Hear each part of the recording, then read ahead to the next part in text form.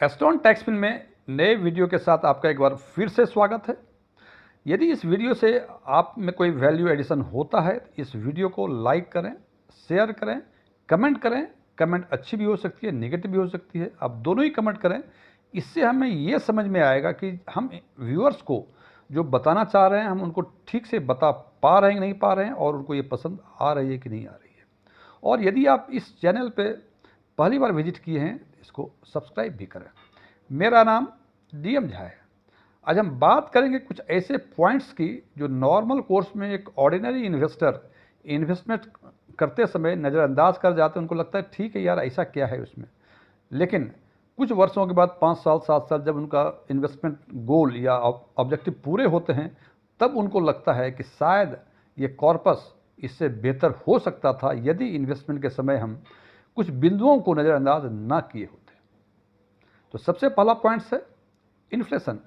Inflation का सीधे साफ शब्दों में मतलब है, जैसे 5% इन्फ्लेशन है, इसका मतलब एक वर्ष में जो आज जो 100 रुपये के परचेस करने की जो कैपेसिटी है, एक वर्ष के बाद वही कैपेसिटी 105 रुपये की होगी। इसका मतलब यदि 100 रुपये में जो चीज़ आज खरीद रहे हैं और इन्फ्लेशन यदि 5% है तो एक वर्षों के बाद वही चीज़ आपको 105 रुपये में मिलेगी। ये सिंपल एग्जाम्पल है इन्फ्लेशन का।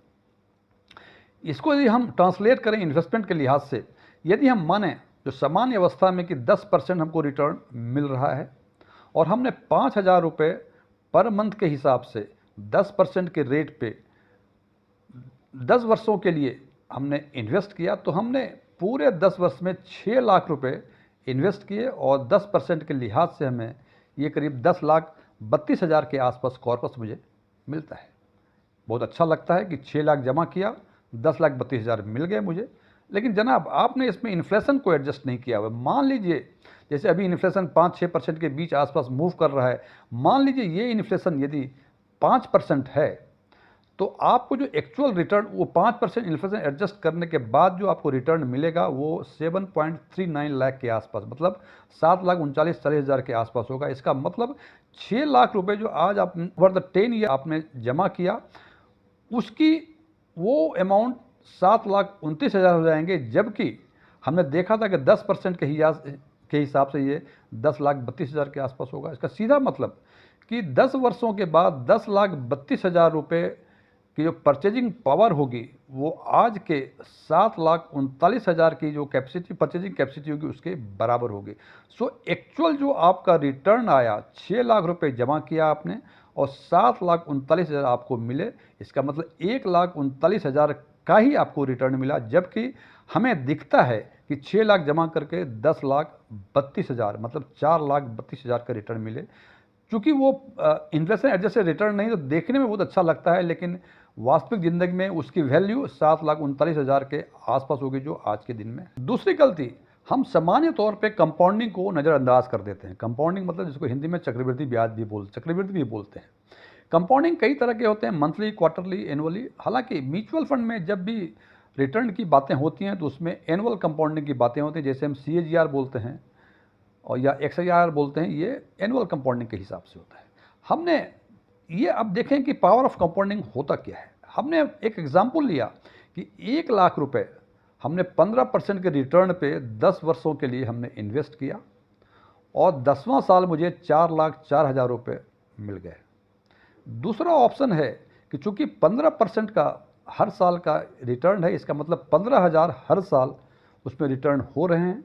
यदि वो रिटर्न मैं निकाल लूँ बाहर हर साल 15,000, तो हमें 10वें साल तो पूरे 10 साल में मुझे 1,50,000 मिलेंगे और 1 लाख जो मूलधन था वो मिलेंगे, मतलब टोटल हमको 10 वर्षों में 2,50,000 मिलेंगे। जबकि यदि वो 15,000 रुपये हर साल हम निकालते नहीं हैं तो हमको 4,04,000 मिलता है। तो जनाब देखिए डिफरेंस, देखिए कॉर्पस का, एक में मिल रहा है आपको 2,50,000 और दूसरे जब नहीं निकालते हैं तो मिल रहा है 4,04,000। अब वो 1.5 लाख या 1,54,000 का जो फ़ायदा है केवल इस कारण से है कि आपने हर वर्ष 15,000 रुपये उससे निकाले नहीं। जनाब अब देखना यह है कि म्यूचुअल फंड में इसको ट्रांसलेट कैसे करेंगे। म्यूचुअल फंड में जब भी आप इन्वेस्टमेंट या तो SIP या लमसम मोड ऑफ इन्वेस्टमेंट में जाएंगे तो आपको देखेंगे ऑप्शंस आएगा उसमें। Growth option, IDCW option. IDCW means income distribution cum withdrawal amount. पहले ये डिविडेंड पे आउट के नाम से जाना था, पिछले कुछ वर्षों से इसका नाम IDCW हो गया। तो ग्रोथ का मतलब कि आपने वो 15,000 रुपये जो हर साल डिविडेंड के फॉर्म में मिल रहे थे वो नहीं निकाले और उसको फिर उसी में इन्वेस्ट होने के लिए छोड़ दिया। That plan is growth, that option is growth option.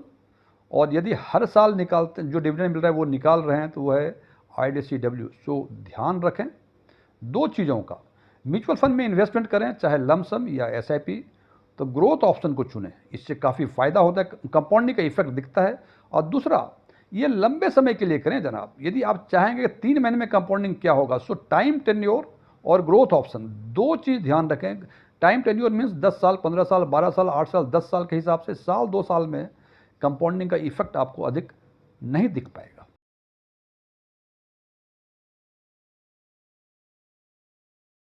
तीसरी गलतियां जो हमें नहीं करनी चाहिए और सामान्य तौर पर हम करते हैं, जैसे SIP काफ़ी पॉपुलर मोड ऑफ इन्वेस्टमेंट है आज के दिनों में, हर आदमी SIP के बारे में जानता है और एक कॉमन मिथ है उनके दिमाग में कि SIP का मतलब फिक्स्ड अमाउंट हर महीने जमा करना है म्यूचुअल फंड में।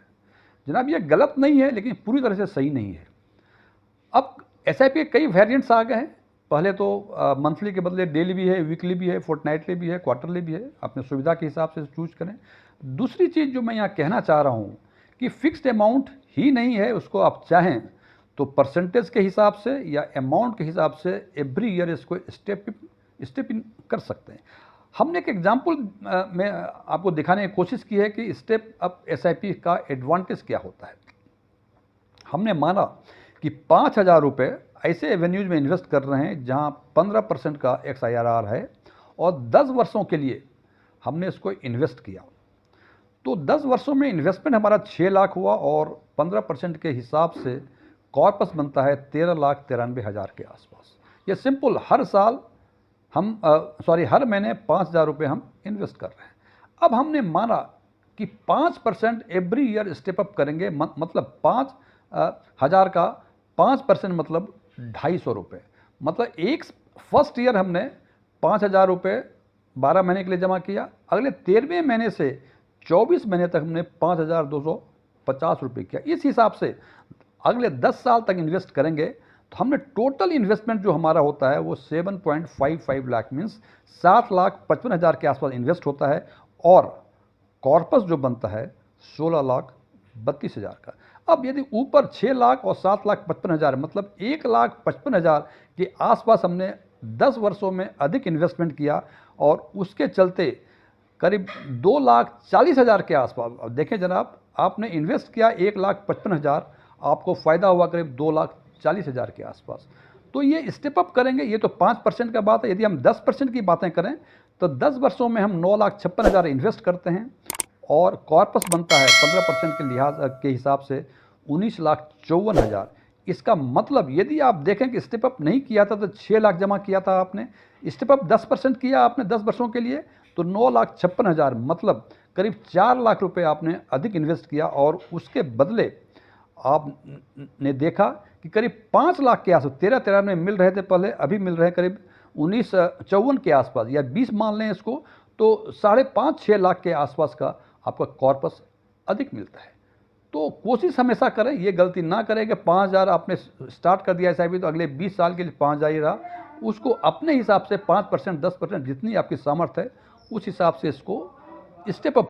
चौथी गलतियाँ, जब हम पोर्टफोलियो बनाते हैं तो हम ये नहीं देखते हैं कि मान लें 10 लाख का पोर्टफोलियो है, उसमें से कितना % हम किस सेक्टर में डालेंगे। एक पोर्टफोलियो में होता है एक कोर पोर्टफोलियो, एक होता है सैटेलाइट पोर्टफोलियो। कोर पोर्टफोलियो में हम सामान्य तौर पर जो डाइवर्सिफाइड इन्वेस्टमेंट होता है वो कोर में डालते हैं और कुछ ऐसे इन्वेस्टमेंट फॉर एग्जांपल थीमेटिक या सेक्टरल फंड में देखते हैं कि समय समय से काफ़ी अधिक ग्रोथ आता है और फिर समय के हिसाब से वो काफ़ी उसमें बियरिश फेज आता है। तो कुछ पोर्शन हम वैसे इन्वेस्टमेंट में जिसको सैटेलाइट इन्वेस्टमेंट बोलते हैं उसमें हमें इन्वेस्ट करना चाहिए। लेकिन सैटेलाइट इन्वेस्टमेंट में इन्वेस्ट करते समय ये ध्यान रखा जाना चाहिए कि उस सेक्टर में, उस पोर्टफोलियो में रिडम्पशंस का समय काफ़ी सटीक होना चाहिए। यदि रिडम्पशन यदि सही समय पर आप नहीं कर पाएंगे तो आपको लॉस होगा। तो हम क्या करते हैं, ये 10 लाख का इन्वेस्टमेंट करना है, किसी ने सजेस्ट किया कि ट्रांसपोर्ट सेक्टर या फार्मा सेक्टर काफ़ी अच्छा करे, तो सारे पैसे उसी में डाल देते हैं और कहीं रिडम्पशन समय पर नहीं, या फार्मा सेक्टर या पार्टिकुलर सेक्टर खराब कर गया तो आपको 10 लाख हो सकता है कि वो 6 लाख के बराबर हो जाए। तो ध्यान रखें, अपने पोर्टफोलियो को हमेशा 2 पोर्शन में डिवाइड करें। पहला कोर पोर्टफोलियो, दूसरा सेटेलाइट पोर्टफोलियो। कोर पोर्टफोलियो में डाइवर्सिफाइड, जैसे large cap, mid cap, small cap, सारे कैप में डालें, उसको परमानेंटली छोड़ दें और थोड़े पैसे रफली 10 to 20% पोर्टफोलियो का सेटेलाइट पोर्टफोलियो में डालें। यदि आपको जानकारी है बाजार के बारे में, यदि जानकारी नहीं है तो बेहतर है आप केवल कोर पोर्टफोलियो ही बनाएं, सेटेलाइट पोर्टफोलियो ना बनाएं। लेकिन यदि आपको थोड़ी बहुत जानकारी है, थोड़ा रिस्क ले सकते हैं, 10 से 20% टोटल पोर्टफोलियो का आप सेटेलाइट पोर्टफोलियो में इन्वेस्ट कर सकते हैं। इसका ध्यान रखा जाना बहुत जरूरी है।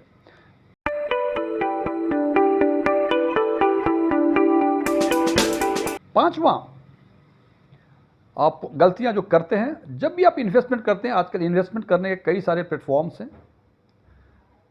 जैसे बहुत सारे ऐप्स हैं, तो और ऐप्स में जब आप ऐप्स के थ्रू जब आप इन्वेस्ट करते हैं तो बीच बीच में उसको क्रॉस चेक कर लें। अब कहेंगे कि जनाब क्रॉस चेक कहाँ से करेंगे? क्रॉस चेक करने के कई तरीके हैं। या तो जिस म्यूचुअल फंड में आप इन्वेस्ट कर रहे हैं उसके वेबसाइट पे जाके देख लें। दूसरा, एक और ऑप्शन है कि जो उनके रजिस्ट्रार एंड ट्रांसफ़र एजेंट हैं, जैसे कैम्स, कैफिनटेक, वहाँ जाके उसको क्रॉस चेक कर लें। डिस्ट्रीब्यूटर से क्रॉस चेक कर लें। ये क्रॉस चेक कर लेना चाहिए। हालांकि एक बात से निश्चिंत रहें कि यदि किसी ऐप से आपने, लोगों की आशंका एक कॉमन इन्वेस्टर्स को होती है कि हमने किसी ऐप्स के थ्रू हमने इन्वेस्टमेंट किया और ऐप वो बंद हो गया, वो प्लेटफॉर्म बंद हो गया, तो क्या मेरा पैसा डूब जाएगा? जनाब वो पैसा नहीं डूबेगा। वो एक माध्यम है इन्वेस्ट करने का, वो इन्वेस्टमेंट म्यूचुअल फंड में होता है। वो ऐप बंद हुआ है, म्यूचुअल फंड बंद नहीं हुआ है। इसलिए इसमें दैयान रखने वाली बातें ये हैं कि आप जब इन्वेस्ट करें, जो भी रिटर्न या जो चीज़ें बातें या जो इन्वेस्टमेंट किया हुआ है, इसको एक बार क्रॉस चेक कर लिया जाए, सो दैट कि आपका पैसा म्यूचुअल फंड में ही इन्वेस्टेड है। अगली गलतियां, जो छठी गलतियां हैं, फंड सिलेक्शन में हम थोड़ी गलती करते हैं। खासकर उस केस में जब आपका कोई एडवाइज़र है, वो आपको एक्सेल शीट पे दिखाता है या वेबसाइट पे दिखाता है कि पिछले 1 वर्षों में इस म्यूचुअल फंड ने 60% का रिटर्न दिया, और हम पागल हो जाते हैं कि 60% का रिटर्न 1 लाख का 1,60,000 1 वर्षों में। जनाब वो रिटर्न गलत नहीं है, लेकिन केवल इस बेसिस पे फंड को सिलेक्ट नहीं कर सकते हैं।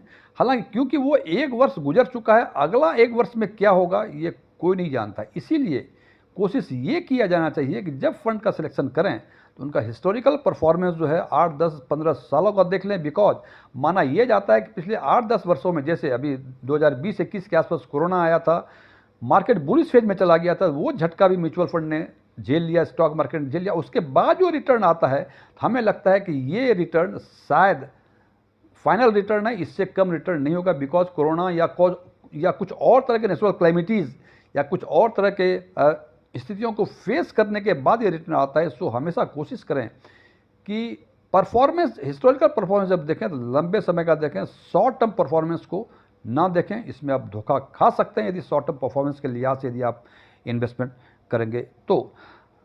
दूसरी चीज़, एक चीज़ और ध्यान रखें कि पोर्टफोलियो में नंबर ऑफ म्यूचुअल फंड्स कितने होने चाहिए?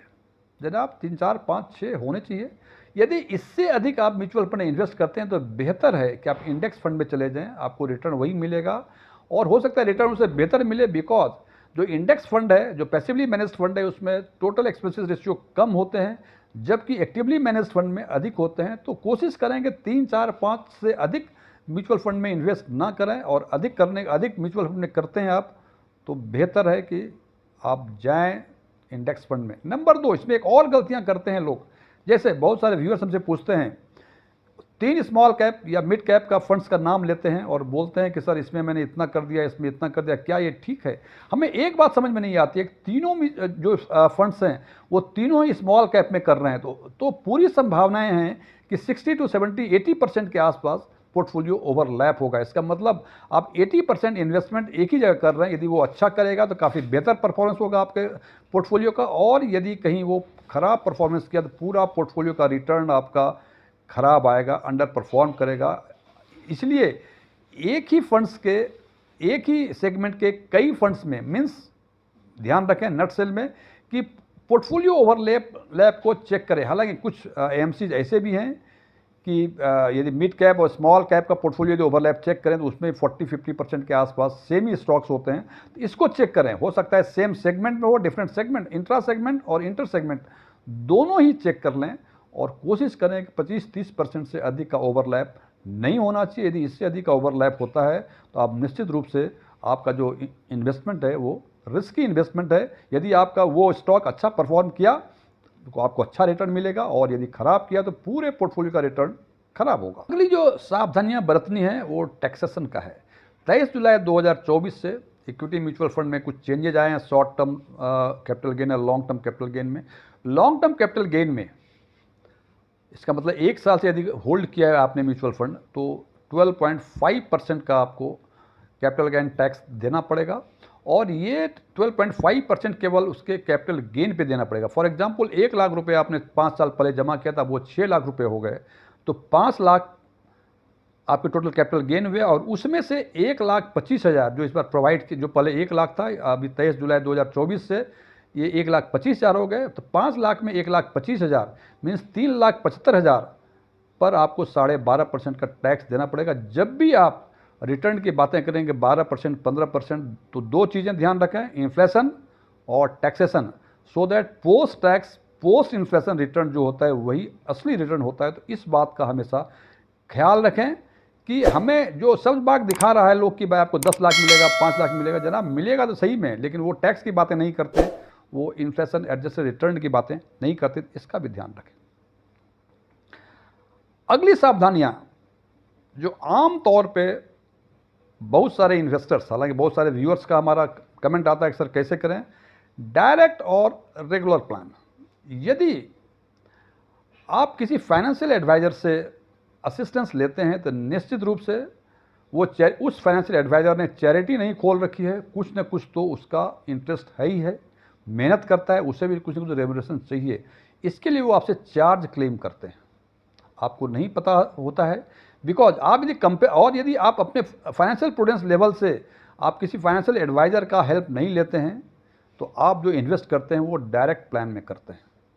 तो जनाब आपको लगता है कि अरे यार डायरेक्ट प्लान रेगुलर प्लान क्या होता है, ठीक है एडवाइज़र को बुला लो सब काम कर देगा, अच्छी बात है। यदि आपका समय नहीं है, आपको ज्ञान नहीं है, तो आप बिल्कुल एडवाइज़र की सलाह लीजिए, और एडवाइज़र की सलाह जब लें तो ये ध्यान रखें कि वो एडवाइज़र से भी रजिस्टर्ड होना चाहिए। लेकिन जैसे मैं बार बार कहता हूँ कि आज के दिन में इतने इन्फॉर्मेशंस हैं आपके पास कि उस इन्फॉर्मेशन के या इतने अवेयरनेस है आपको कि आप उस अवेयरनेस के बेसिस पे आप इन्वेस्टमेंट का डिसीजन खुद ले सकते हैं। यदि वो ले सकते हैं तो आप बेहतर है आप डायरेक्ट प्लान में करें। अब कहेंगे कि सर डायरेक्ट प्लान और रेगुलर प्लान में क्या फ़र्क आता है, तो मैंने एक एग्जाम्पल लिया है कि सबसे स्मॉल कैप सेगमेंट में सबसे अधिक रेगुलर प्लान में जो टोटल एक्सपेंसेस रेशियो है वो है LIC का, LIC स्मॉल कैप का, जिसका 2.5% है रेगुलर प्लान में, और डायरेक्ट प्लान में ये है 1.53%। इसका मतलब डिफरेंस जो है 0.97% का है, कभी कभी 1% का है। और ये 1% जो फॉर एग्जांपल 10,000 रुपये यदि आपने इन्वेस्ट किया तो उसका 1% 100 रुपये इमीडिएटली वो मिलेंगे उस एडवाइज़र को। अब कहेंगे जनाब 1% कम में क्या फ़र्क पड़ता है, लेकिन फिर हमने वही बातें की, यदि 10 साल के लिए आपने इन्वेस्टमेंट किया और उस इन्वेस्टमेंट में 0.97% यदि आपका डिफरेंस है रेगुलर और डायरेक्ट प्लान में, तो यदि आपने 10 लाख रुपए जमा किए हैं तो 10 वर्षों के बाद आपको 1,10,000 रुपये कम मिलेंगे रेगुलर प्लान में। इसका मतलब डायरेक्ट प्लान के थ्रू इन्वेस्ट करेंगे तो 1,10,000 रुपये अधिक मिलेंगे। अब जनाब अब देखें, यदि आपको लगता है कि 1,10,000 कोई मतलब नहीं है आपके लिए, it's fine, you go for regular plan. लेकिन यदि लगता है कि 1,10,000 इज ए सम, एक अच्छा खासा पैसा है और हम ये इसको बचा सकते थे, तो बिल्कुल आप डायरेक्ट प्लान से इन्वेस्ट करें। हालांकि ये बातें मोस्ट ऑफ द जो फाइनेंशियल इन्फ्लुएंसर्स हैं ये डायरेक्ट प्लान की बातें नहीं करती हैं। कहा है कि मोस्टली इन्फ्लुएंसर्स का अपना एक उन्होंने लिया हुआ है, वो खुद एडवाइज़र हैं, वो चाहते हैं कि उनके थ्रू आप इन्वेस्ट करें। रेगुलर प्लान में करें, वो डायरेक्ट प्लान की बातें नहीं करते हैं। और जैसा मैं बार बार कहता हूँ कि मैं कोई सेबी से रजिस्टर्ड एडवाइज़र नहीं हूँ, मैं एडवाइज़र बेसिकली हूँ ही नहीं, मैं एक एनालिस्ट हूँ, मैं एनालिसिस करता हूँ और ये कभी नहीं कहता कि इस पर आपके इन्वेस्टमेंट 4 गुने हो जाएंगे या 5 गुने हो जाएंगे। मैं एनालिसिस करके बताता हूँ कि मेरे विचार से ये बेहतर है और इन्वेस्टमेंट करने की जिम्मेदारी हमेशा इन्वेस्टर्स की होती है। एक और है, आखिरी है कि जब आप इन्वेस्टमेंट शुरू करते हैं तो 2 चीज़ों का ध्यान रखें कि आपका गोल क्या है, ऑब्जेक्टिव क्या है, और इसके साथ जो गोल है आपका उसके लिए कितना समय है आपके पास। मान लीजिए आप रिटायरमेंट प्लानिंग करना चाहते हैं, 30 साल 35 साल का समय है, तो निश्चित रूप से जो गोल बनाएंगे उसके लिए आपको, चूंकि 35 साल 30 साल का समय है, तो यदि एसआईपी करना चाहेंगे तो कम अमाउंट से काम चल जाएगा। लेकिन यदि आप चाहते हैं कि 10 वर्षों में बच्चों के एजुकेशन या उसकी मैरिज के लिए आपको फंड चाहिए, तो निश्चित रूप से आपका 10 से 15 साल ही समय है, तो निश्चित रूप से चूंकि समय कम है तो आपको कंट्रीब्यूशन बढ़ाना पड़ेगा। तो अब समस्या ये है कि कम समय में कंट्रीब्यूशन भी कम, समय भी कम, लेकिन गोल बड़ा।